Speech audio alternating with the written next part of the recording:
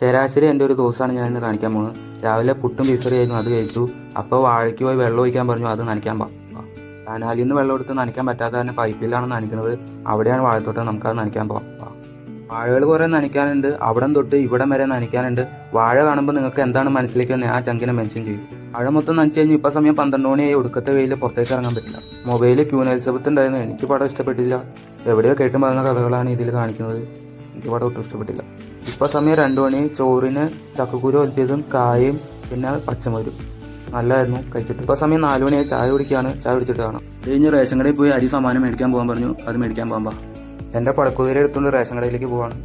അമ്മ കുത്തരിയും പച്ചരിയും മേടിക്കാനാണ് പറഞ്ഞത്, അത് മേടിച്ചു. നേരത്തെ ഞങ്ങൾക്ക് മണ്ണെണ്ണ കിട്ടിക്കൊണ്ടിരുന്നതാണ്, ഇപ്പോൾ പിണറായി സർക്കാർ മേടിക്കണ കാരണം ഞങ്ങൾക്ക് മണ്ണെണ്ണ ഇപ്പോൾ കിട്ടണില്ല. എന്ത് പറയാനാണ്, കോവിഡിനെ അതിജീവിച്ചില്ല, ഇതും അതിജീവിക്കും. അരി മേടിച്ചുകൊണ്ട് വീട്ടിൽ വന്നു. ഇപ്പോൾ സമയം 8:30. ബസ്സും മിനിമൻസും കഴിച്ചിട്ട് വീട്ടിൽ പോയി. Daily vlog